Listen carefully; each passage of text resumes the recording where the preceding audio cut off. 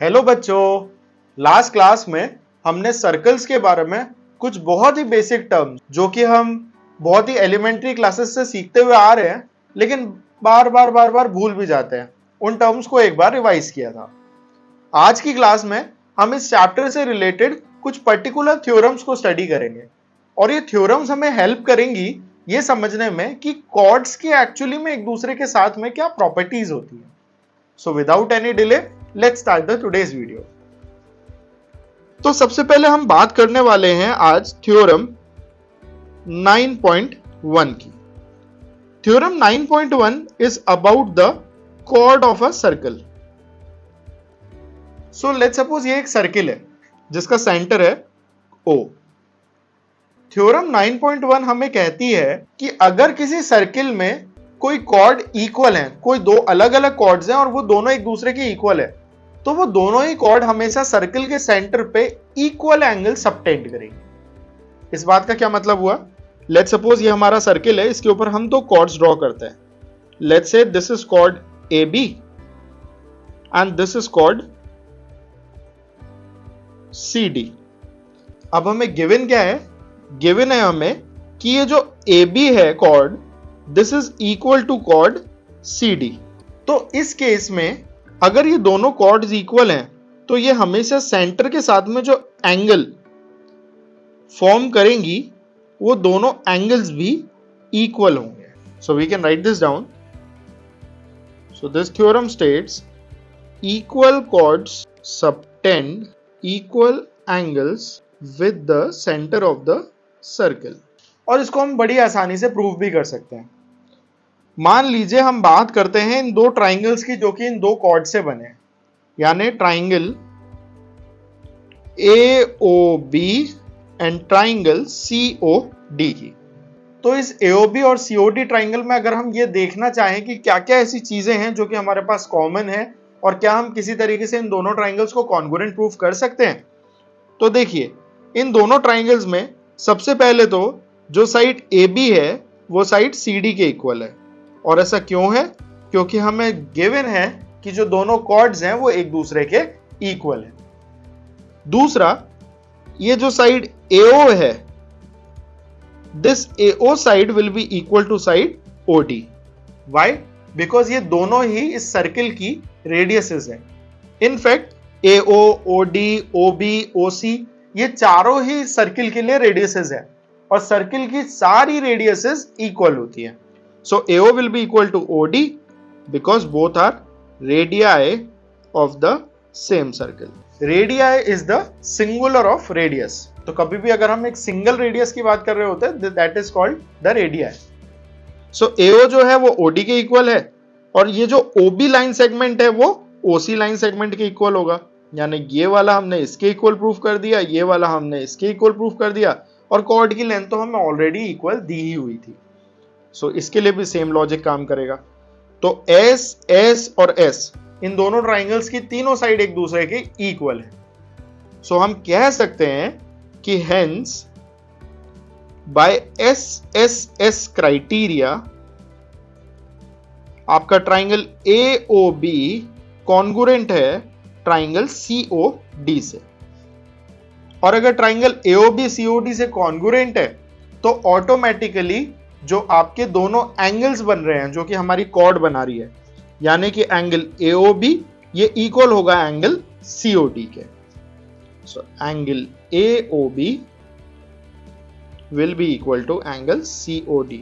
क्यों? By CPCT।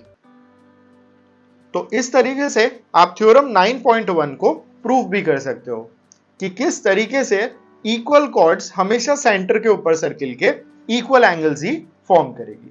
ये तो हुई बात थ्योरम 9.1 की। Now let's talk about theorem 9.2। Theorem 9.2 is basically the converse of theorem 9.1। Theorem 9.1 हमें ये कहती है if the angle subtended by the chord are equal then the chords are, अगर किसी सर्किल के सेंटर पे जो कॉर्ड्स हैं उनके द्वारा बनाए गए एंगल्स इक्वल हैं तो वो दोनों कॉर्ड्स भी एक दूसरे के इक्वल होंगी। डायग्राम के अंदर अगर हम इसे देखना चाहें तो लेट्स सपोज एक कॉर्ड बनी है ये, let this be one chord, let's name it A B, और एक कोई दूसरी कॉर्ड हमने बनाई ये, let's say this chord is C D. अब हमें गिवन क्या है? हमें गिवन है कि ये जो एंगल है, angle A O B equal है एंगल सी ओ डी के, यानी कि ये दोनों एंगल्स एक दूसरे के इक्वल है।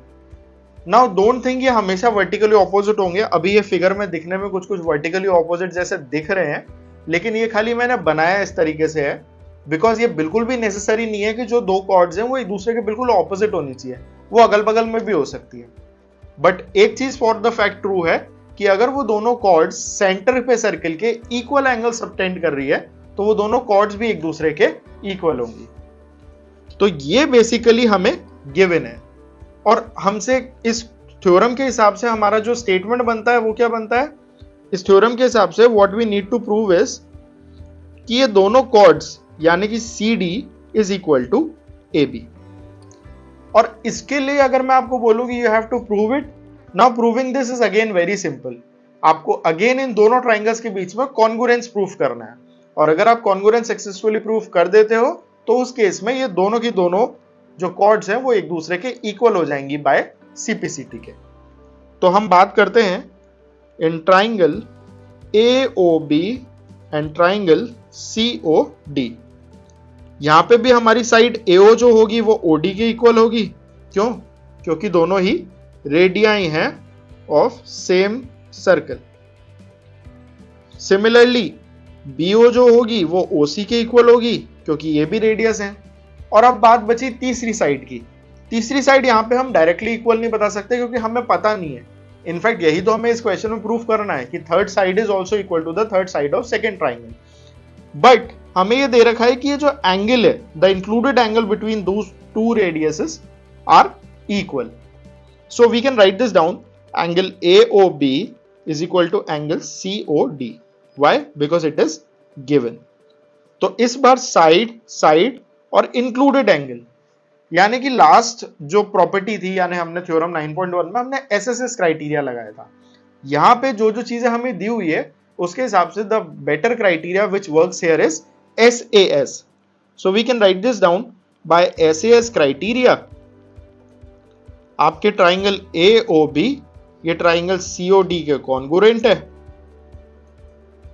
So this side AB is equal to chord CD. And that's how you can prove your theorem 9.2. So this was all about theorem 9.1 and 9.2. अगर आपको इन दोनों थ्योरम से रिलेटेड या इससे किसी भी क्वेश्चन से रिलेटेड कोई भी डाउट होता है, you can post it in the comment section and we'll answer it out. And don't forget to subscribe our channel and like and share our video. Thank you.